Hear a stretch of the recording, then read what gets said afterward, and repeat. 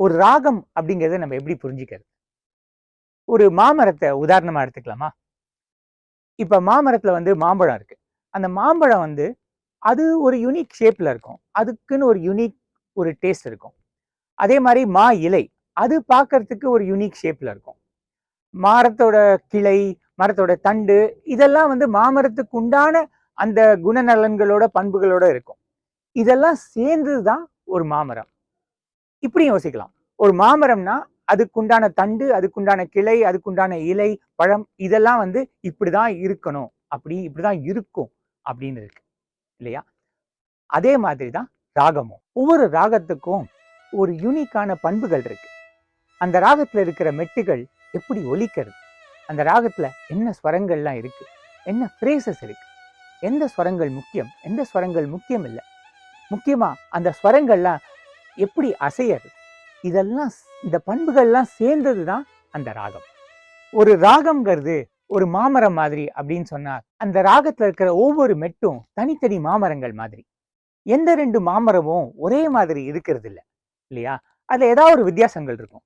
ஆனா நம்ம அது 2த்தையும் பார்க்கும்போது, ஆ இது வந்து மாமரம் தான். அதே மாரி மாமரம் மாதிரி தான் இலை இருக்கு. மாம்பழம் இருக்கு. இல்ல மாமரம் மாரி தான் அந்த மரத்தோட தண்டு இருக்கு. அத வச்சு நம்ம இது 2 மாமரம் தான் அப்படின்னு நம்ம சொல்றோம் இல்லையா? அதே மாதிரி ஒரே ராகத்துல இருக்கிற 2 மெட்டுகள கேட்கும்போது, அது ஒரு லெவல்ல வேற மாரி இருந்தா கூட, நம்ம கூர்ந்து கவனிச்சோம்னா, அதுக்குள்ள இருக்கிற பல காமனாலிட்டீஸ நம்ம பார்க்கலாம். அது 2 ஒரே ராகம் அப்படின்னு நம்ம தெரிஞ்சுக்கலாம். இப்ப நம்ம சஹானா ராகத்துல சில மெட்டுகள கேட்கலாம். அது எல்லாம் ஒரே ராகம் தான் அப்படின்னு உங்களால கணிக்க முடியுதா? கேட்டு பார்ப்போம்.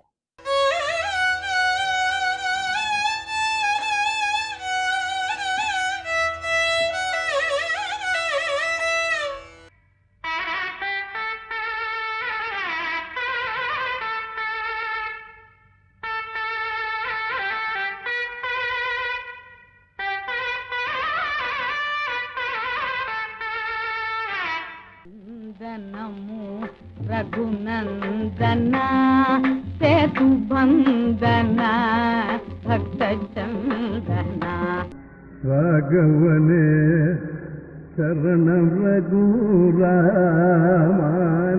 சரணம் ராகவனே சரணம் ரகுராமனின் சரணம். கேட்டீங்களா? இதெல்லாம் ஒரே ராகம்னு கண்டுபிடிக்க முடிஞ்சுதா? கனெக்ட் பண்ண முடிஞ்சுதா? முடியலன்னா கவலைப்படாதீங்க. நம்ம அத பத்தி விரிவா பேசலாம்.